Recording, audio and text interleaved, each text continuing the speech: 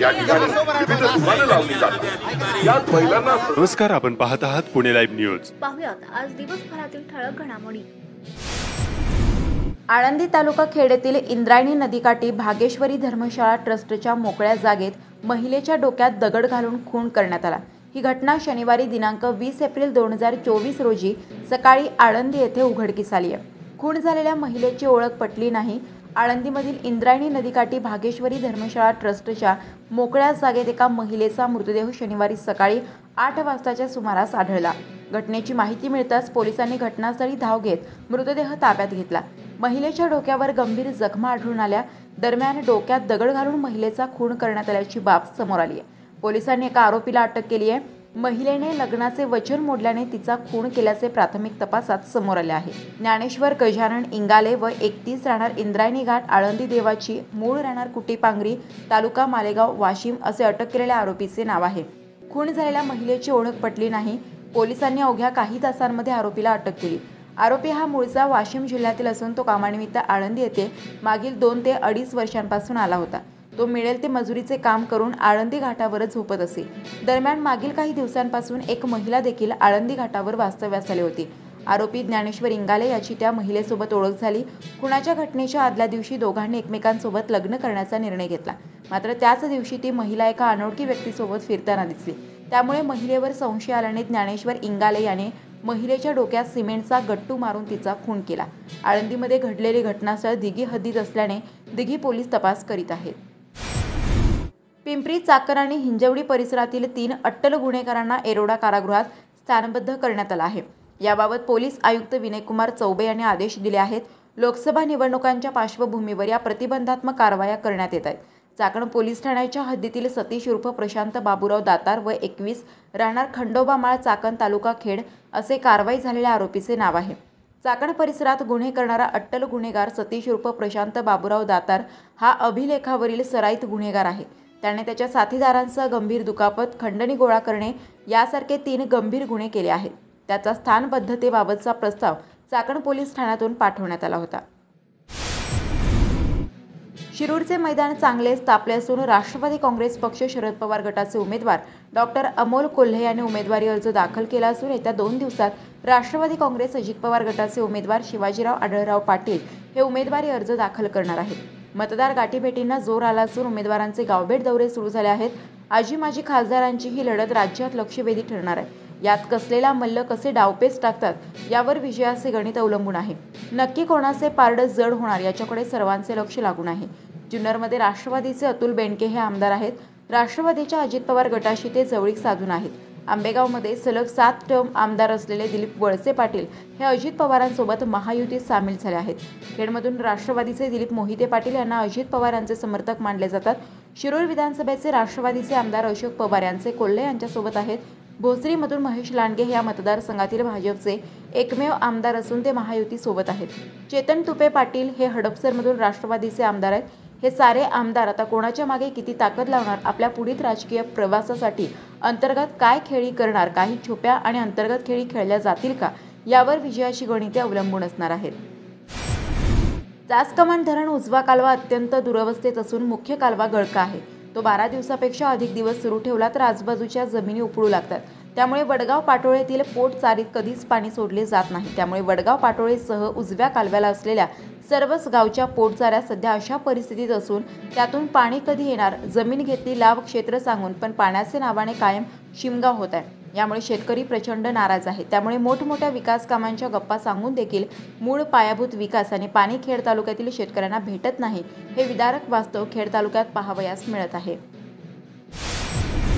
खेड तालुक्यातील सायगाव येथे झालेल्या भांडणात अश्विनी वैभव चासकर यांना गंभीर दुखापत झाली आहे। याबाबत राजगुरुनगर पोलीस स्टेशन येथे मारुती चासकर व अन्य यांच्या विरोधात गुन्हा दाखल करण्यात आला असून राजगुरुनगर पोलीस पुढील तपास करत आहेत। या प्रकरणी फिर्यादी अश्विनी चासकर यांचे पती वैभव चासकर यांनी पोलिसांनी 2 दिवस तक्रार घेतली नाही असा आरोप केला असून नेमके ते काय सांगतायत पाहूया। एक कुऱ्हाडीने हल्ला करून बायकोला गंभीर जखमी पाडले असून तिच्या हाताला 28 टाके पडले आहेत। तरीही डॉक्टरची ॲडमिट केली असताना आमची पोलीस कॉन्स्टेबलने 2 दिवस तक्रार घेतली नाही। खेड तालुक्यातील कडूस परिसरातील दक्षिणा फाउंडेशन स्थित जेईई आणि नीट परीक्षेची पूर्वतयारी करणाऱ्या 18 ते 19 वयोगटातील विद्यार्थ्यांना विषबाधा होऊन चांडोली ग्रामीण रुग्णालयात उपचारासाठी शनिवारी दिनांक 20 एप्रिल रोजी दाखल करण्यात आलं होतं। त्या विद्यार्थ्यांपैकी 21 विद्यार्थ्यांना डिस्चार्ज देण्यात आला आहे। पिंपरी येथील यशवंतराव चव्हाण रुग्णालयात दाखल करण्यात आलेल्या 4 विद्यार्थ्यांची प्रकृती सुधारत असल्याची माहिती तालुका वैद्यकीय अधिकारी डॉक्टर इंदिरा पारखे यांनी दिली। चांडोली ग्रामीण रुग्णालयात सध्या 38 विद्यार्थी निगराणीखाली ठेवण्यात आले आहेत। 21 विद्यार्थी पूर्णतः बरे झाल्यानं कडूस येथील दक्षिणा फाउंडेशनच्या संकुलात सोडण्यात आले आहेत।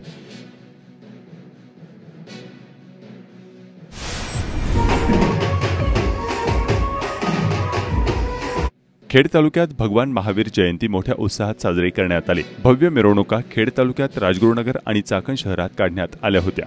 राजगुरुनगर शहरात रविवारी 21 एप्रिल 2024 रोजी भगवान महावीर जयंतीनिमित्त मिरवणूक, व्याख्यान तसेच रक्तदान शिबिर आयोजित करण्यात आले होते। यावेळी सुशील शिंगवे, विजय भन्साळे, जैन धर्मार्थ रुग्णालय ट्रस्टचे अध्यक्ष संतोष बोथरा, माजी सरपंच प्रदीप कासवा, सिद्धेश कर्णावट, अध्यक्ष अजय बलदोटा, उपाध्यक्ष मनीष बोरा, दिनेश बलदोटा, अमर टाटिया, महेंद्र गुगलिया, मनीष बोरा, नितीन दोंदेकर, सागर गुगलिया, सोनल शिंगवे, सुनंदा भन्साळे आदींसह सर्व समाजबांधव उपस्थित होते। चाकण शहरात सकाळीच भव्य मिरवणूक काढण्यात आली होती। यात जैन बांधव मोठ्या संख्येने सहभागी झाले होते।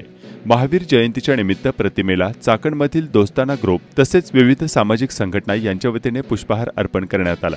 यावेळी सौभाग्य महिला मंडळाच्या अध्यक्षा सुवर्णा नहार, उपाध्यक्ष राजश्री कर्णावट, किशोर नहार व पंकज बोथरा, अध्यक्ष संजय ओसवाल, उपाध्यक्ष ईश्वर कर्णावट आदी उपस्थित होते।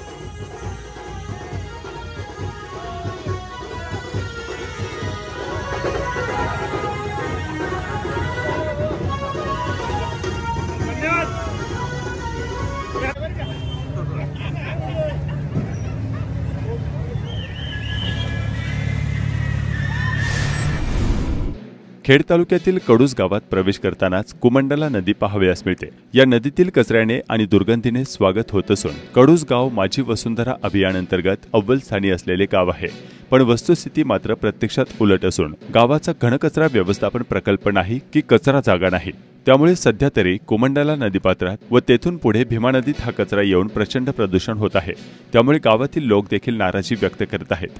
गावाचा पायाभूत विकास करून गाव घनकचरा मुक्त करून कचरा संकलन व्यवस्थापन आणि प्रक्रिया प्रकल्प कार्यान्वित करण्याची मागणी होत आहे।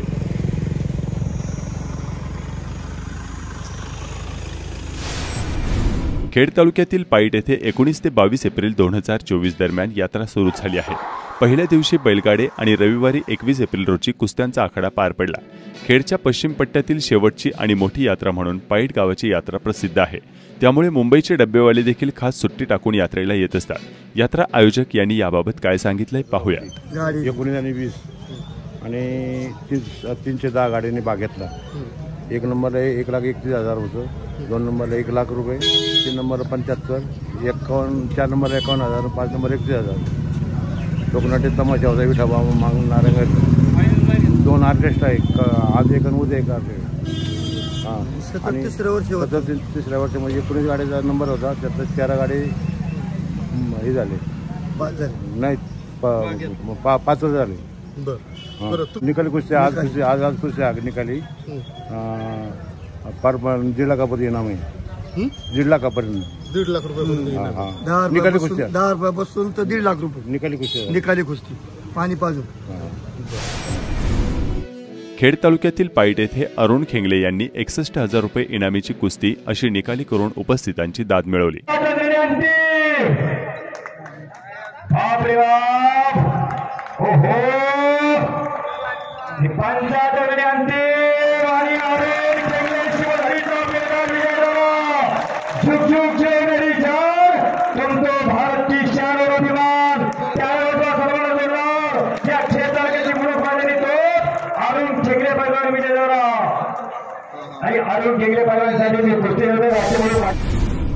खेड तालुक्यातील शेतकऱ्यांना औद्योगिकीकरणाने वंचित व्हावे लागले। आता शेतीपूरक जोडधंदा म्हणून दूध उत्पादक व्यवसाय देखील अखेरचा श्वास घेत आहे।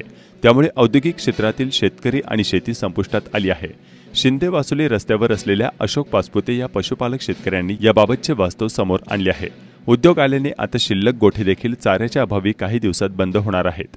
पारंपरिक शेती आणि शेतीपूरक जोडधंदा पुढील काळात या भागात पूर्णपणे बंद होणार आहे. अशोक ज्ञानोबा पाचपुते, गाव वासुली. बरं, हा गोठा तुमचा किती वर्षापासून तुम्ही इथं चालवत आहे? इथं गोठा जवळजवळ पहिला गावात होता, आता इथं 5 वर्ष झाली, 6 वर्ष झाली इथे. बरं, आता इथून पुढच्या काळात हा गोठा असंच तुम्हाला चालवता येणं शक्य आहे का? काय अडचण आहे? नाही ना, अडचणी आता वैरण नाही त्यांना. हां. वैरण विकत घेईन तवा. का बरं, वैरण का विकत घ्यावी लागते? मग घरची कुठं वैरण आहे. बरं, आणि MIDCचा काय परिणाम झालाय? काय कंपनी झाल्या त्याचा काय परिणाम झालाय? परिणाम काय, चराय आता सगळ्या कंपन्या झाल्या, चराय जागा नाही. आता हे रस्त्याच्या कडनी कोणाकोण वैश्य हिंडवायच्या आणायचे बांधाय. बरं, आता काय पुढच्या 4 महिन्यानंतर काय चालवणं शक्य आहे का? काय बंद करणार? काय बंद करायचं? हां, बंद काय करणार? एवढी एखादीच ठेवायची आपली दूध खायला. माशी यायला झाले का ओपून टाकायचे. खाटका बिटकाला नाही द्यायची. बरं, यायला झाले ना मग शेतकरी नेतात वैरण नाही. आणि काय घरची वैरणच नाही म्हणल्यावर सगळं इकातच आहे. इकात म्हणल्यावर नाही ना परवडत, सगळं इकात म्हणल्यावर त्याला वैरण लागत. दुधाचा रेट काय? दुधाचा रेट काय 60 रुपये, आणि डेअरीला तर काय 30 रुपये नाही तर 35 रुपये. असं किरकोळ खपलं तर 60 रुपये मिळतात. आणि आंबोनाचं पोत आहे 3000 रुपयाला 60 किलोचं.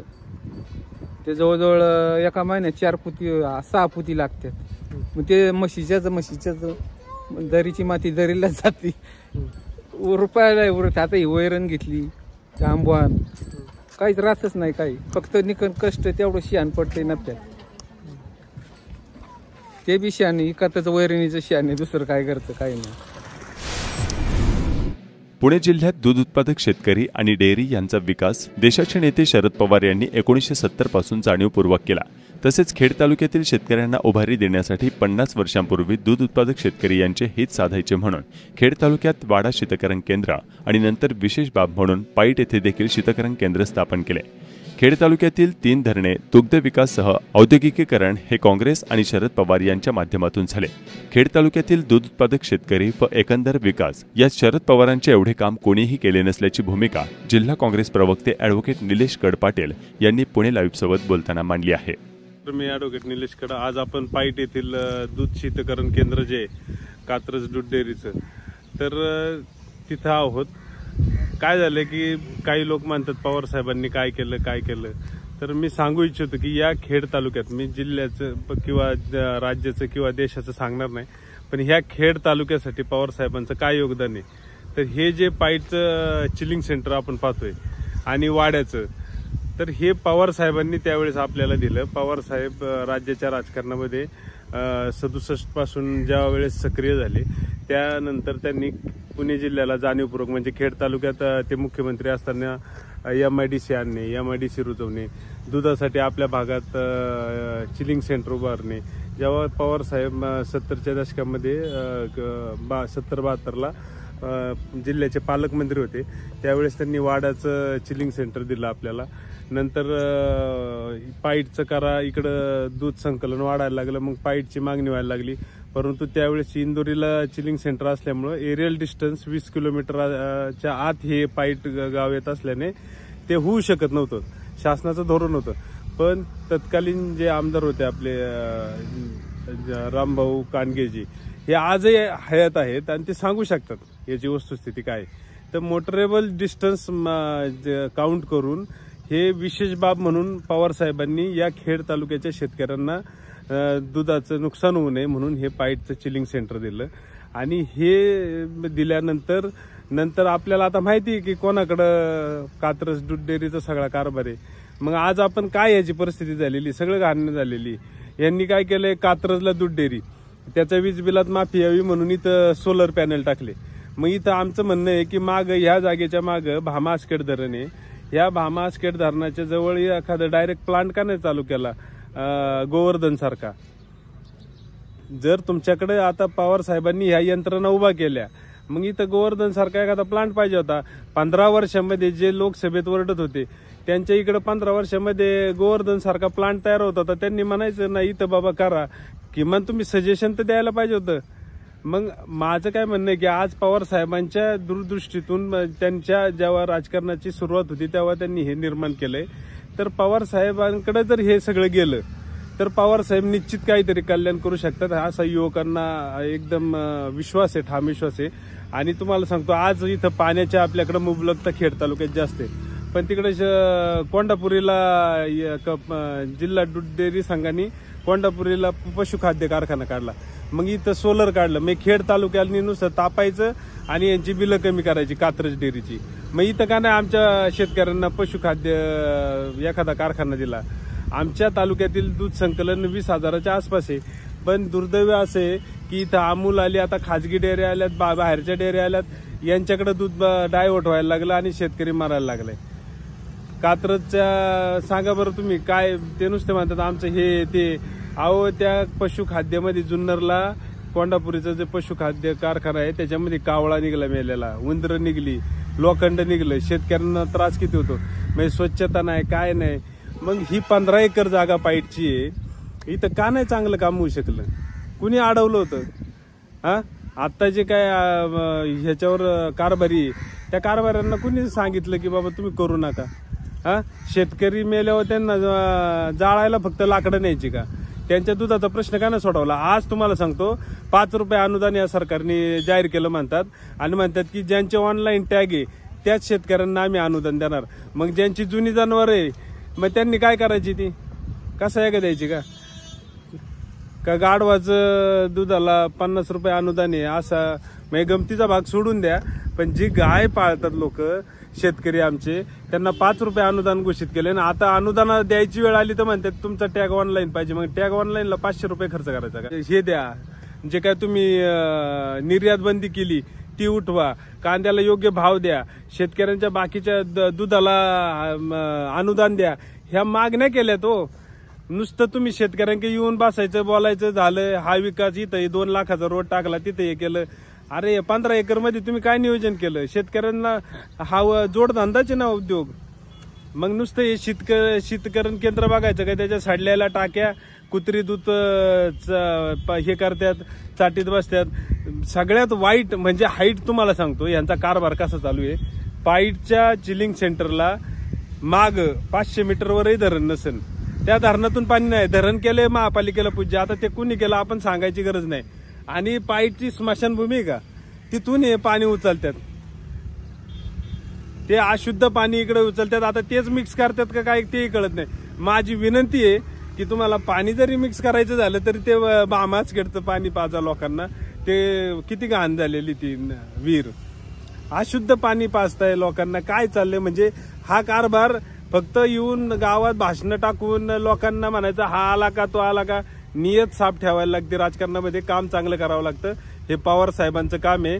1984ला ही चिलिंग सेंटर उभं राहिले, तिकडं वाड्याला राहिले. बाकीचं बल्क कूलर आहेत खेड तालुक्यात 3, एक हुतात्मा राजगुरूचं, एक गोसाशीचं, एक पिंपळगावचं आहे. त्यांचं संकलन किती होतंय? का नाही तुमच्याकडे दूध घेऊन येत? का अमूल डेअरीला शेतकरी टाकतात? ते हा अविश्वास शेतकऱ्यांचा काय आहे? नुसत्या आपल्या डेअऱ्या चालवल्यात आणि त्याच्यातून मग टाक ही पावडर ती पावडर प्रत्यक्षात येते 8,000, वाढते तिकडं डेअरीला 11,000. आणि मग हे 8-9 लाख रुपये महिन्याला जर येत असतील तर ती लोक दिवसभर जर 8 लाख रुपये भेटले न काही करता तर ती दिवसभर लोकांमध्ये उभं राहतील ना. लग्न, दहावे, मैती सगळं करतील. अमोल कोल्हेंनी स्पष्ट सांगितलं की माझा छंद आहे आणि माझा व्यवसाय आहे नाटक. आता आम्ही इंजिनियर आहे, वकील आहे, तुम्ही आता कंपनीत कामाला जाता. म्हणजे हे लोकांना प्रत्येकाला काम आहे. लोकांनी हे पण समजलं पाहिजे की काम धंदा करून जर कोणी समाजाचं काम करत असेल, राजकारण करून विकासाचं काम करत असेल तर त्याला तो वेळ तेवढा भेटणार आहे का? कारण की 8-9 लाख रुपये अशा डेअरींमधून जर आले कोणाला तर तो मैतीची लाकडच घेऊन जाईल ना. मग माझं म्हणणं एवढंच आहे, शेतकऱ्यांनी एकच प्रश्न विचारा की तुम्ही लाकडं नका आणू, आम्ही ते आमची सोय करू. तुम्ही आमच्या दुधाला अनुदान तर द्याच आणि आमच्या दुधातले फक्त पैसे खाऊ नका. कारण की आज रोजी तुम्हाला सांगतो की दुधामध्ये प्रचंड भेसळ होती. माननीय अजितदादांनी सांगितलं की विषाचे कारखाने झाले ते दूध डेअऱ्या. अजितदादांना आमची विनंती आहे, दादा तुम्ही एवढं चांगलं बारामतीला केलं डेव्हलपमेंट दुधाचं, आमच्या खेड तालुक्यातले हजारो शेतकऱ्यांचं कल्याण करणारे या जागा आहेत 15-15 एकर. इथं डायरेक्ट उन्हाचं ते सोलर टाकले. आमचं काय म्हणणं नाही ना, ते पंतप्रतिनिधींचा डोंगर आहे मागं पाईटला, त्याच्यावर लावा सगळे सोलर आणि इथं काहीतरी प्लांट टाका, म्हणजे कुठंतरी दूध वाढन, काहीतरी करा. आज माहिती तंत्रज्ञान इतकं वाढलंय की तुम्ही शेतकऱ्यांना येडं करू शकत नाही. सांगण्याचा अर्थ एवढाच आहे की पवार साहेबांनी जो विकास केला तो आजही कायम आहे आणि पवार साहेबांचे विचार हे शेतकऱ्यांना वाचवणारे, सगळी लोक न घाबरणारी लोक आहेत सगळी. आणि म्हणून माझी विनंती आहे की गैरसमज पसरू नका, लोकांना कळते आणि खरं सांगा, खरं बोला. हे याच्या आतमध्ये जर चौकशी लागली ना, सगळे बाहेर येईन कोण किती शेतकऱ्यांना कोणी किती लुटले. तसं अमोल कोल्हेने कुठं म्हणला नाही की मला इथं चिलिंग सेंटरला हे द्या, तिथं युरियाची गोण आणि तिथं ही पावडर द्या. हे सांगायचं थोडक्यात इशाऱ्यामध्ये पण कळेल की आता आपण काय केलंय आणि तालुक्यात आपण किती खोटं बोलतो. आडगाव विविध कार्यकारी सेवा सहकारी सोसायटीच्या वतीनं एकूण 445 सभासद शेतकऱ्यांना 3,67,86,750 रुपयांच्या पीक कर्जाचे वाटप करण्यात आल्याची माहिती चेअरमन चिंधू पिसाळ आणि सचिव लक्ष्मण शिंदे यांनी दिली. नमस्कार, आपण पाहत आहात पुणे लाईव्ह न्यूज.